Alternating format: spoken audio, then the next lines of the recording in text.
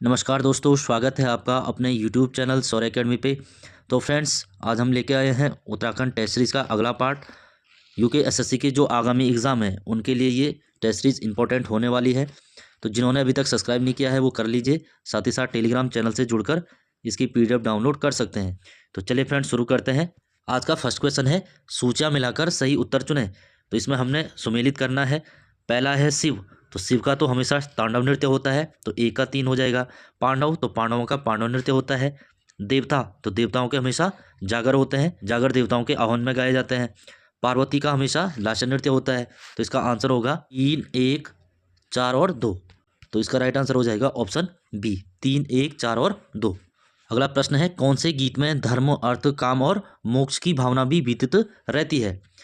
देखिए फ्रेंड, अगर हम बात करें खुदेड़ गीत, तो पहले क्या होता था, गढ़वाल कुमाऊं में जो स्त्रियां हैं उनकी कम उम्र में शादी होती थी। शादी के बाद अब उनको मायके की याद आती थी तो वो गीत गाते थे, है ना। तो उसी को खुदेड़ गीत कहते हैं। खुद का अर्थ क्या होता है, याद आना। दूसरा है बाजूबंद गीत, तो बाजूबंद गीत जौनपुर क्षेत्र टिहरी में किया जाता है ना, रवाई क्षेत्र। बाजूबंद का अन्य नाम है दूड़ा नृत्य, जो पेड़ों के नीचे बैठकर ये गाया जाता है ना। अगला है चौफला नृत्य, तो इसका आंसर होगा चौफला नृत्य, जिसमें धर्म, अर्थ, काम और मोक्ष तीनों की भावना विदित रहती है। अगर हम बात करें सरव नृत्य किस में होता है, गढ़वाल में तलवार की ढाल पर किया जाने वाला जो नृत्य है तो सरव नृत्य है, जिसे भोटिया में पौड़ा कहते हैं, है ना। और कुमाऊं में छोलिया नृत्य कहते हैं। ये आपको याद होने चाहिए। अगला प्रश्न है, चंदकालीन बहकर का संबंध है।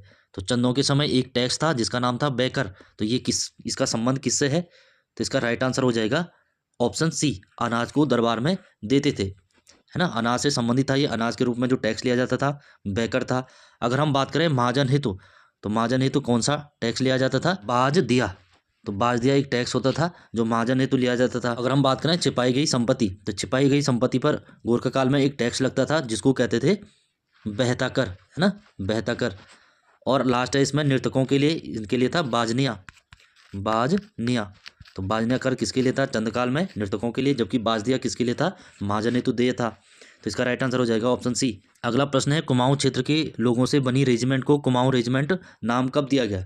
यानी कि जो कुमाऊं रेजिमेंट है उसकी स्थापना कब हुई। तो कुमाऊं रेजिमेंट की स्थापना की अगर बात करें तो इसकी स्थापना आगरा में होती है। और कब होती है, 27 अक्टूबर 1945। तो ऑप्शन सी राइट आंसर हो जाएगा, 27 अक्टूबर 1945। आगरा के बाद इसका मुख्यालय रानीखेत लाया जाता है ना। तो रानीखेत कब लाया जाता है, तो 5 मई 1948। तो अगर पूछेगा कि कुमाऊं रेजिमेंट का मुख्यालय आगरा से रानीखेत कब ट्रांसफर किया गया, तब आंसर होगा 5 मई 1948। जबकि कुमाऊं रेजिमेंट का गठन कब किया गया, तो 27 अक्टूबर 1945 को आगरा में। अगला प्रश्न है, देश का पहला हीलिंग सेंटर, हीलिंग यानी कि वन चिकित्सा केंद्र की स्थापना कहाँ पर की गई। तो पहला वन चिकित्सा केंद्र कहाँ खोला गया, तो आंसर है ऑप्शन सी, रानीखेत। तो रानीखेत अल्मोड़ा में है, तो अल्मोड़ा में खोला गया। नेक्स्ट क्वेश्चन है, चंडी प्रसाद भट्ट को ग्लोबल 500 पुरस्कार कब दिया गया। देखिए फ्रेंड, अगर हम बात करें ग्लोबल 500 पुरस्कार, ये किस क्षेत्र में दिया जाता है, तो पर्यावरण क्षेत्र में दिया जाता है ना, पर्यावरण क्षेत्र में। क्योंकि जो चंडी प्रसाद भट्ट थे ये पर्यावरण से संबंधित थे। अगर इनकी बात करें तो इनको सर्वप्रथम 1982 में कौन सा पुरस्कार दिया गया, तो रमन मैग्सेसे पुरस्कार दिया गया, जिसको एशिया का नोबेल कहते हैं। अगर हम बात करें 1986, तो 1986 में इन्हें पद्मश्री दिया गया, पद्मश्री। और 1987 में इनको ग्लोबल 500 पुरस्कार दिया गया। तो ऑप्शन सी राइट आंसर हो जाएगा 1987। और 2013 में इन्हें गांधी शांति पुरस्कार से सम्मानित किया गया। तो ये 3-4 पॉइंट हैं, ये आपको याद होने चाहिए। अगला पॉइंट है, निम्न कथनों पर विचार कर सत्यकूट का चयन कीजिए। तो इसमें हमने देखना है कौन सा सत्य है कौन सा नहीं है। बाज बहादुर चंद के ताम्रपत्र में सोर क्षेत्र को वाल्दिया देश कहा गया है, तो बिल्कुल सही है। बाज बहादुर चंद के जो ताम्रपत्र प्राप्त हुए हैं उनमें सोर क्षेत्र, सोर यानी कि जो पिथौरागढ़ है, तो उसको कौन सा देश कहा गया है, तो वाल्दिया देश कहा गया है। अगला पॉइंट है, सरुद्दीन नामक इतिहासकार ने हरिद्वार को कयोपिल कहा है, तो ये भी सही है। सरुद्दीन कौन था, तो भारत पर जब 1398 में तैमूर का आक्रमण होता है तो वापस जाते हुए तो वो हरिद्वार को विजित करता है, और उसका एक इतिहासकार है सरुद्दीन, तो वो हरिद्वार को कहता है कयोपिल, है ना। अगला पॉइंट है, बागेश्वर शिलालेख में इच्छर देव को परम बुद्ध श्रमण रिपु, यानी कि जो बौद्ध धर्म है उनका रिपु, रिपु यानी कि शत्रु, तो बौद्ध धर्म का शत्रु कहा गया है। तो ये बिल्कुल गलत है। ये किसके लिए कहा गया है, तो भूदेव के लिए कहा गया है, भूदेव। ये गलत हो जाएगा। अगला है, तिब्बत पर आक्रमण करने वाला पहला परमार शासक मानसा था। तो ये गलत हो जाएगा, मानसा नहीं है। तो मानसा की जगह कौन सा था, विजयपाल था, विजयपाल। ये भी आपको याद रखना है। पहला पवार नरेश जिसने तिब्बत पर आक्रमण किया है, भले ही ये हारा है, भी पहला कौन था, तो विजयपाल था। जबकि मानसा दूसरा शासक था और विजित करने वाला पहला शासक था। अगर जीतने की बात करेगा तो तब मानसा है, अगर सिर्फ आक्रमण की बात करेगा तो तब विजयपाल है। तो इसका राइट आंसर हो जाएगा, कौन से सही है, एक तो पहला वाला सही है और दूसरा वाला सही है, यानी कि 1 और 2 सही है। इसका राइट आंसर हो जाएगा ऑप्शन ए, केवल 1 और 2। नेक्स्ट क्वेश्चन है, गेरुए रंग की संस्कृति का नगर किसे कहा गया है। तो गेरुए रंग की संस्कृति का नगर किसे कहा जाता है, हरिद्वार को कहा जाता है। ऑप्शन बी हमारा सही उत्तर हो जाएगा, हरिद्वार। अगर अल्मोड़ा की बात करें, अल्मोड़ा को कहा जाता है राजाओं की घाटी, है ना, राजाओं की घाटी। खगमराकोट, खगमराकोट भी अल्मोड़ा का नाम है। राजापुर, ये भी अल्मोड़ा का नाम है। आलमनगर, आलमनगर, तो ये भी अल्मोड़ा का नाम है। अगला प्रश्न है, कथन 1 है, खलंगा किले पर ब्रिटिश सेना ने 30 नवंबर 1814 को कब्जा किया था। कथन 2 है, इस युद्ध में ब्रिटिश सेनापति जिलेप्सी मारा गया। तो कौन से इसमें सत्य है, तो पहला वाला बिल्कुल सत्य है, खलंगा किले पर ब्रिटिश सेना ने 30 नवंबर 1814 को कब्जा किया था, ये तो सही है। दूसरा है, इस युद्ध में ब्रिटिश सेनापति जनरल जिलेप्सी मारा गया था, ये भी सही है। 2 लोग मारे जाते हैं, एक तो जनरल जिलेप्सी मारा जाता है, दूसरा बलभद्र शाह थापा मारा जाता है। दोनों का स्मारक अंग्रेज बनाते हैं, कहाँ पर, खलंगा के अंदर। तो इसका सही उत्तर हो जाएगा ऑप्शन डी, दोनों कथन सही है। नेक्स्ट क्वेश्चन है, सुमेलित नहीं है। तो कौन सा सुमेलित नहीं है, हमने मिलान करने हैं। पहला है, भवानी शाह 12 आना बीसी भू व्यवस्था, बिल्कुल सही है। भवानी शाह ने 12 आना बीसी भू व्यवस्था कब लागू की थी, तो 1861 में। कीर्ति शाह का कार्य है टिहरी नगर पालिका का गठन, तो ये भी सही है। प्रताप शाह प्रतापनगर की स्थापना, तो ये भी सही है। मानवेंद्र शाह डोरी पैमाइश भू व्यवस्था, तो ये बिल्कुल गलत है। डोरी पैमाइश भू व्यवस्था 1924 की है और किसने लागू की थी, नरेंद्र शाह। तो 1924 में कौन थे, नरेंद्र शाह थे। तो इसका उत्तर हो जाएगा ऑप्शन डी, मानवेंद्र शाह गलत हो जाएगा। अगला प्रश्न है, ढकरानी खोदरी ढालीपुर परियोजना किस नदी पर कार्यरत है।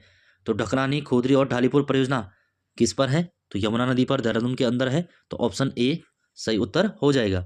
अगर टॉस की बात करें तो टॉस पर कौन सी है, छिबरो परियोजना, छिबरो, तो ये टॉस पर है। काली नदी पर कौन सी है, पंचेश्वर बांध परियोजना, तो ये काली नदी पर है। पश्चिमी रामगंगा, तो इस पर है कालागढ़ परियोजना, कालागढ़ बांध परियोजना पौड़ी के अंदर है। नेक्स्ट क्वेश्चन है, पर्वतीय क्षेत्रों में मिट्टी कटाव को रोका जा सकता है। तो पर्वतीय क्षेत्रों में जो मिट्टी बहती है बारिश के कारण, मिट्टी का ह्रास होता है, उसको किस कारण से रोका जा सकता है, ऐसा क्या किया जाए कि वो मिट्टी का ह्रास ना हो। तो सबसे अच्छा है सीढ़ीनुमा खेती करना, है ना। तो ऑप्शन डी हमारा सही उत्तर हो जाएगा, सीढ़ीनुमा खेती करके। देखिए फ्रेंड, पर्वतीय क्षेत्रों में जो सीढ़ीनुमा खेती की ढाल होती है कितना प्रतिशत होती है, तो ये भी एग्जाम में क्वेश्चन आया है। तो 15% ये ढाल होती है, इसको याद रखना है। इसका सही उत्तर हो जाएगा ऑप्शन डी, सीढ़ीनुमा खेती करके। अगला प्रश्न है, निम्नांकित में से कौन सा युग्म सही सुमेलित है। तो सही सुमेलित देखना है। पहला है डोडी ताल टिहरी गढ़वाल, ये गलत हो जाएगा। डोडी ताल कहाँ है, उत्तरकाशी में स्थित है। 6 कोनों वाला ताल उत्तरकाशी में है ना। कौन सी नदी निकलती है, अस्सी गंगा निकलती है डोडी ताल से।